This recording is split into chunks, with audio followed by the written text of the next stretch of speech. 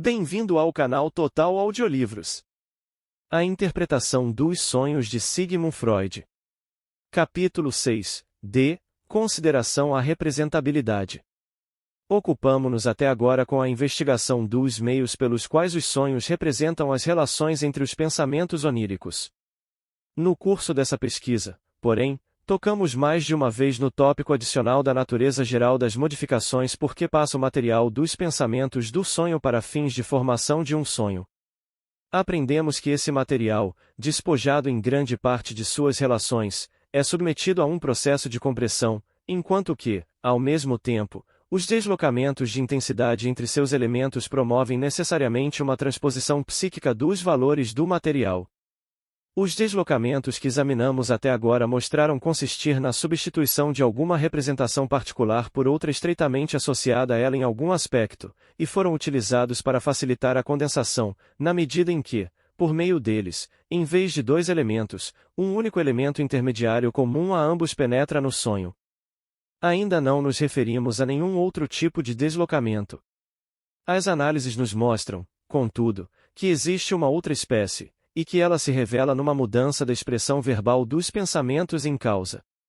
Em ambos os casos, há um deslocamento ao longo de uma cadeia de associações, mas um processo de tal natureza pode ocorrer em várias esferas psíquicas, e o resultado do deslocamento pode ser, num caso, a substituição de um elemento por outro, enquanto o resultado em outro caso pode ser o de um elemento isolado ter sua forma verbal substituída por outra. Esta segunda espécie de deslocamento que ocorre na formação dos sonhos tem não apenas grande interesse teórico, como é também especialmente adequada para explicar o aparecimento do fantástico absurdo em que os sonhos se disfarçam. A direção tomada pelo deslocamento geralmente resulta no fato de uma expressão insípida e abstrata do pensamento onírico ser trocada por uma expressão pictórica e concreta. A vantagem e, consequentemente, o objetivo dessa troca saltam aos olhos.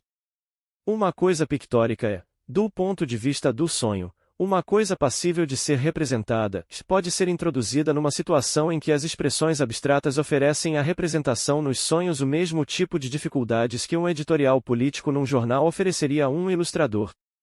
Mas não somente a representabilidade, como também os interesses da condensação e da censura podem beneficiar-se dessa troca. Um pensamento onírico não é utilizável enquanto expresso em forma abstrata, mas, uma vez que tenha sido transformado em linguagem pictórica, os contrastes e identificações do tipo que o trabalho do sonho requer, e que ele cria quando já não estão presentes, podem ser estabelecidos com mais facilidade do que antes entre a nova forma de expressão e o restante do material subjacente ao sonho. Isso se dá porque, em todas as línguas, os termos concretos, em decorrência da história de seu desenvolvimento, são mais ricos em associações do que os conceituais. Podemos supor que boa parte do trabalho intermediário executado durante a formação de um sonho, que procura reduzir os pensamentos oníricos dispersos à expressão mais sucinta e unificada possível, se processe no sentido de encontrar transformações verbais apropriadas para os pensamentos isolados. Qualquer pensamento cuja forma de expressão porventura seja fixa, por outras razões, atua de maneira determinante e seletiva sobre as possíveis formas de expressão destinadas aos outros pensamentos, e talvez o faça desde o início, como ocorre ao se compor um poema. Quando um poema tem de ser escrito em rimas, o segundo verso de um dístico é limitado por duas condições, e precisa expressar um significado apropriado e a expressão desse significado deve rimar com o primeiro verso. Sem dúvida, o melhor poema será aquele em que deixarmos de notar a intenção de encontrar uma rima, em que os dois pensamentos, por influência mútua, tiverem escolhido desde o início uma expressão verbal que permita surgir uma rima com apenas um ligeiro ajustamento subsequente. Em alguns casos, esse tipo de mudança de expressão ajuda a condensação onírica ainda mais diretamente, descobrindo uma forma de palavras que, devido à sua ambiguidade, seja capaz de dar expressão a mais de um dos pensamentos do sonho. Dessa maneira, todo o campo do xiste verbal é posto à disposição do trabalho do sonho. Não há por que nos surpreendermos com o papel desempenhado pelas palavras na formação dos sonhos. As palavras, por serem o ponto nodal de numerosas representações, podem ser consideradas como predestinadas à ambiguidade e às neuroses, por exemplo, na estruturação de obsessões e fobias, não menos do que os sonhos, servem-se à vontade das vantagens assim oferecidas pelas palavras para fins de condensação e disfarce. É fácil demonstrar que também a distorção do sonho se beneficia do deslocamento de expressão. Quando uma palavra ambígua é empregada em lugar de duas inequívocas, o resultado é desnorteador, e quando nosso sóbrio método cotidiano de expressão é substituído por um método pictórico, nossa compreensão fica paralisada, particularmente visto que um sonho nunca nos diz se seus elementos devem ser interpretados literalmente ou num sentido figurado, ou se devem ser ligados ao material dos pensamentos oníricos diretamente ou por intermédio de alguma locução intercalada. Ao se interpretar qualquer elemento onírico, é em geral duvidoso. A. Se ele deve ser tomado num sentido positivo ou negativo, como uma relação antitética. B. Se deve ser interpretado historicamente, como uma lembrança. C. Se deve ser interpretado simbolicamente, ou D. Se sua interpretação deve depender de seu enunciado. Contudo, apesar de toda essa ambiguidade, é lícito dizer que as produções do trabalho do sonho, que, convém lembrar, não são feitas com a intenção de serem entendidas, não apresentam a seus tradutores maior dificuldade do que as antigas inscrições hieroglíficas àqueles que procuram lê-las. Já apresentei vários exemplos de representações nos sonhos que só se mantêm unidas pela ambiguidade de seu enunciado. Por exemplo, ela abriu a boca como devia no sonho da injeção de Irma, e afinal, não pude ir, no sonho que citei por último. Registrarei agora um sonho em que um papel considerável foi desempenhado pela transformação de pensamentos abstratos em imagens. A distinção entre esse tipo de interpretação dos sonhos e a interpretação por meio do simbolismo pode ainda ser traçada com muita nitidez. No caso da interpretação simbólica dos sonhos, a chave da simbolização é arbitrariamente escolhida pelo intérprete, ao passo que, em nossos casos de disfarce verbal, as chaves são geralmente conhecidas e estabelecidas pelo uso linguístico firmemente consagrado. Quando se dispõe de ideia certa no momento exato, é possível solucionar no todo ou em parte esse tipo de sonhos, até mesmo independentemente das informações do sonhador. Uma senhora conhecida minha teve o seguinte sonho, que ela estava na ópera. Encenava-se uma ópera de Wagner, que durará até 15 para as 8 da manhã. Havia mesas postas nas primeiras filas da plateia, onde as pessoas estavam comendo e bebendo. Seu primo, que acabará de voltar da lua de mel, estava sentado a uma das mesas com sua jovem esposa, e havia um aristocrata sentado ao lado deles. A mulher de seu primo, ao que parecia, trouxera-o com ela da lua de mel, muito abertamente, como quem trouxesse um chapéu. No meio das poltronas havia uma torre alta, com uma plataforma no topo circundada por uma grade de ferro. Lá em cima estava o maestro, que tinha as feições de Hans Richter. Ele corria em círculos junto à grade e transpirava violentamente, e dessa posição rege a orquestra, que estava agrupada em torno da base da torre. Ela própria estava sentada num camarote com uma amiga, que eu conhecia. Sua irmã mais nova queria, das poltronas, entregar-lhe um grande pedaço de carvão, sob a alegação de que ela não sabia que iria demorar tanto, e àquela altura devia estar simplesmente congelando. Como se os camarotes precisassem ser aquecidos durante o longo espetáculo. Muito embora tivesse bem focalizado numa única situação, o sonho, sob outros aspectos, era bastante absurdo, e a torre no meio da plateia, por exemplo, com o maestro regendo a orquestra lá do alto. E, acima de tudo, o carvão que sua irmã lhe entregou. Abstive-me deliberadamente de pedir uma análise do sonho. Mas, como tivesse algum conhecimento das relações pessoais da sonhadora, pude interpretar certas partes do sonho independentemente dela. Eu sabia que ela simpatizara muito com um músico cuja carreira fora prematuramente interrompida pela loucura. Assim, resolvi considerar a torre entre as poltronas em sentido metafórico. Emergiu então a ideia de que o homem que ela queria ver no lugar de Hans Richter erguia-se qual uma torre muito acima dos outros membros da orquestra. A torre poderia ser descrita como uma imagem composta formada por a posição.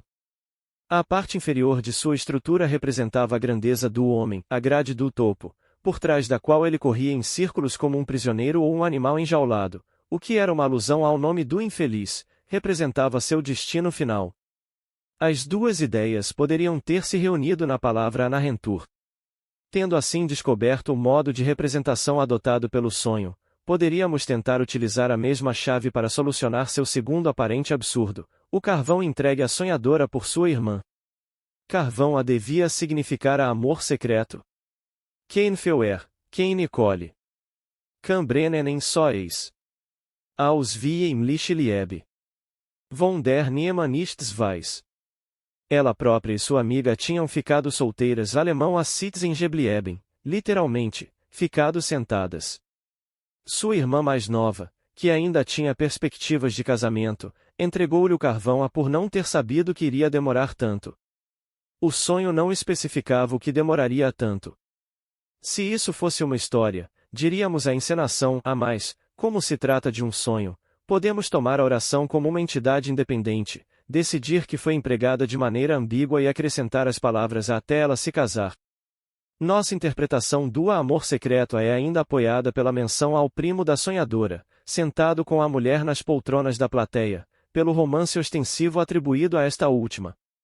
O sonho foi dominado pela antítese entre amor secreto e amor aparente e entre o ardor da própria sonhadora e a frieza da jovem esposa. Em ambos os casos, além disso, havia alguém altamente situado, a um termo que se aplica igualmente ao aristocrata e ao músico no qual se haviam depositado tão grandes esperanças. A discussão precedente levou-nos enfim à descoberta de um terceiro fator cuja participação na transformação dos pensamentos do sonho em conteúdo onírico não deve ser subestimada, e a saber, a consideração à representabilidade no material psíquico peculiar que os sonhos utilizam, ou seja, na sua maior parte, a representabilidade em imagens visuais.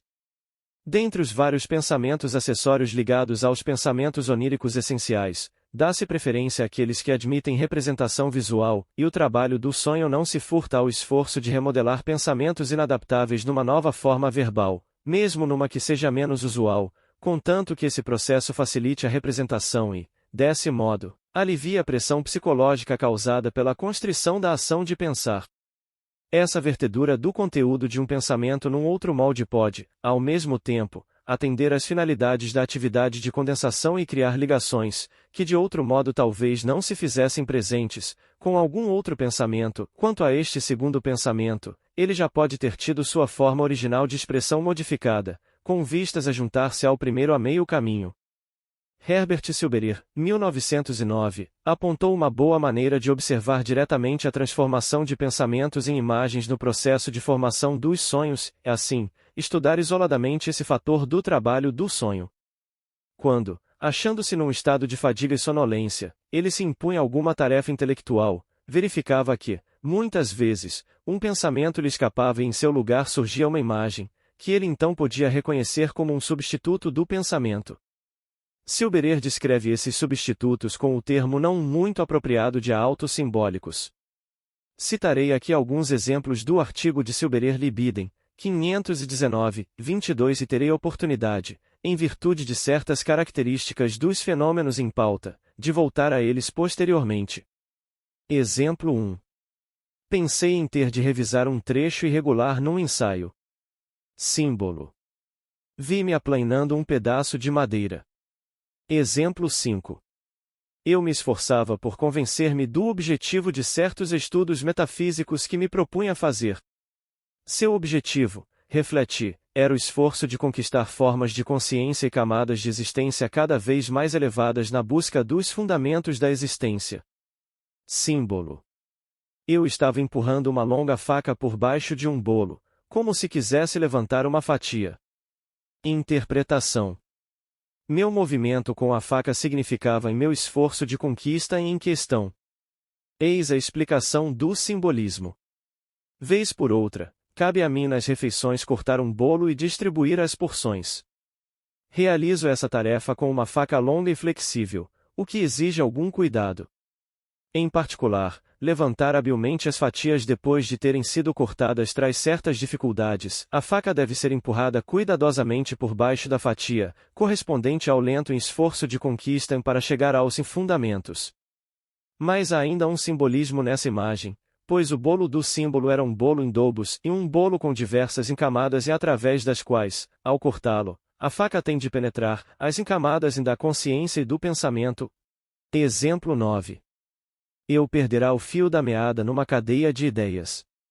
Tentei reencontrá-lo, mas tive de admitir que o ponto de partida me escapará completamente. Símbolo. Parte de uma matriz de linotipo com as últimas linhas caídas. Em vista do papel desempenhado pelos xistes, citações, canções e provérbios na vida mental das pessoas cultas, estaria em total acordo com nossas expectativas que esses tipos de disfarce fossem utilizados com extrema frequência para representar os pensamentos do sonho. Qual é, por exemplo, num sonho, o significado de diversas carroças, cada qual repleta de uma espécie diferente de legume? Elas representam um contraste desejado com a Kraut und Rüben literalmente, couves e nabos, isto é, com a de pernas para o ar, e portanto, com a desordem. Surpreende-me que esse sonho só me tenha sido relatado uma vez. Só no caso de alguns temas emergiu um simbolismo onírico universalmente válido, com base em alusões e substitutos verbais genericamente conhecidos. Além disso, boa parte desse simbolismo é partilhada pelos sonhos com as psiconeuroses, as lendas e os usos populares. De fato, ao examinarmos o assunto mais detidamente, devemos reconhecer o fato de que o trabalho do sonho nada faz de original ao efetuar essas substituições. Para atingir seus objetivos, neste caso, possibilitar uma representação tolhida pela censura, ele simplesmente percorre as vias que já encontra estabelecidas no inconsciente e dá preferência às transformações do material recalcado que também se podem tornar conscientes sob a forma de xistes ou alusões, e de que se acham tão repletas as fantasias dos pacientes neuróticos. Neste ponto, chegamos de repente ao entendimento das interpretações de sonhos feitas por Scherner, cuja exatidão essencial defendi em outros trechos. A preocupação da imaginação com o corpo do próprio sujeito de modo algum é peculiar aos sonhos ou característica apenas deles. Minhas análises têm me indicado que ele está habitualmente presente nos pensamentos inconscientes dos neuróticos e que deriva da curiosidade sexual, a qual, nos rapazes ou moças em crescimento, volta-se para os órgãos genitais do sexo oposto e também para os do próprio sexo. Tampouco a casa, como acertadamente insistiram Scherner 1861 e Volkeltus 1875, é o único círculo de representações empregado para simbolizar o corpo, e isto se aplica tanto aos sonhos quanto às fantasias inconscientes da neurose. É verdade que conheço pacientes que preservaram o simbolismo arquitetônico para o corpo e os órgãos genitais. O interesse sexual estende-se muito além da esfera da genitália externa. Para esses pacientes, os pilares e as colunas representam as pernas, como nos Cânticos de Salomão. Todo portão representa um dos orifícios corporais, um aburaco, todo encanamento de água é um lembrete do aparelho urinário, e assim por diante. Mas o círculo de representações que gira em torno da vida das plantas ou da cozinha pode, com igual presteza, ser escolhido para ocultar imagens sexuais. No primeiro caso, o caminho foi bem preparado pelo uso linguístico, ele próprio um precipitado de símiles imaginativos que remontam à longínqua antiguidade, por exemplo, a vinha do Senhor, a semente e o jardim da donzela nos Cânticos de Salomão. Os detalhes mais repulsivos e também os mais íntimos da vida sexual podem ser pensados e sonhados em alusões aparentemente inocentes a atividades culinárias, e os sintomas da histeria jamais poderiam ser interpretados se nos esquecêssemos de que o simbolismo sexual pode encontrar seu melhor esconderijo por trás do que é corriqueiro e inconspícuo. Há um sentido sexual válido por trás da intolerância da criança neurótica ao sangue ou à carne crua ou de suas náuseas ante a visão de ovos ou macarrão, e por trás do enorme exagero, nos neuróticos, do natural horror humano às cobras. Sempre que as neuroses se valem de disfarces, estão percorrendo trilhas por onde passou toda a humanidade nas épocas mais remotas da civilização, trilhas de cuja continuada existência em nossos dias, sob o mais diáfano dos véus, encontram-se provas nos usos linguísticos, nas superstições e nos costumes. Insiro aqui o aflorido sonho de uma de minhas pacientes que já prometi registrar. Indiquei por meio de grifos seus elementos que devem receber uma interpretação sexual. A sonhadora perdeu muito de sua simpatia por esse lindo sonho depois que ele foi interpretado. Sonho introdutório, ela entrou na cozinha, onde estavam suas 2 empregadas, e as repreendeu por não terem aprontado sua comidinha. Ao mesmo tempo, viu uma grande quantidade de louça emborcada para secar, louça comum de barro amontoada em pilhas. Acréscimo posterior, as 2 empregadas foram buscar água e tiveram de entrar numa espécie de rio que chegava até bem junto da casa, entrando pelo quintal. B. Sonho principal, que ela estava descendo de uma elevação sobre umas paliçadas ou cercas de construção estranha reunidas sob grandes painéis e que consistiam em quadradinhos de pau a pique. Não eram feitos para se subir. Ela teve dificuldade em encontrar um lugar onde pôr os pés e ficou contente por seu vestido não ter se prendido em lugar nenhum, de modo que ela continuou à medida que prosseguia. Ela segurava um grande ramo na mão. Na realidade, era como uma árvore, todo recoberto de flores vermelhas que se ramificavam e espalhavam. Havia uma ideia de que fossem flores de cerejeira, mas também pareciam camélias duplas, embora, é claro, estas não cresçam em árvores. Ao descer, ela estava primeiro com uma, depois, de repente, com 2, e depois com uma outra vez. Ao chegar lá embaixo, as flores da parte inferior já estavam bem desbotadas.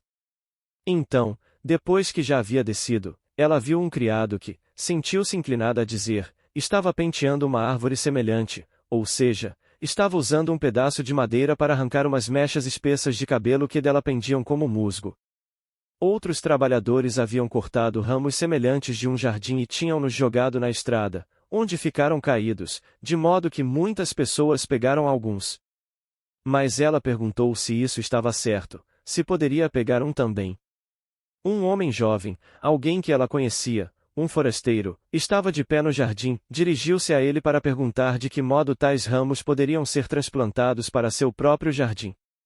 Ele a abraçou, ao que ela se debateu e perguntou o que ele estava pensando, e se achava que podiam abraçá-la daquela maneira. Ele lhe disse que não havia mal nenhum, que era permitido.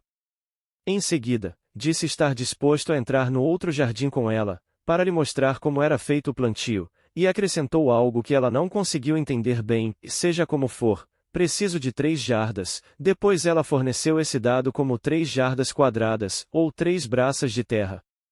Era como se ele lhe estivesse pedindo alguma coisa em troca de sua boa vontade, como se pretendesse recompensar-se no jardim dela, ou como se quisesse burlar alguma lei, para tirar vantagem disso sem causar mal a ela. Se ele realmente lhe mostrou algo, ela não tinha nenhuma ideia. Esse sonho, que expus em virtude de seus elementos simbólicos, pode ser descrito como abiográfico. Tais sonhos ocorrem com frequência durante a psicanálise, mas talvez sejam bastante raros fora dela. Naturalmente, disponho desse tipo de material em profusão, mas relatá-lo nos envolveria muito profundamente num exame das condições neuróticas.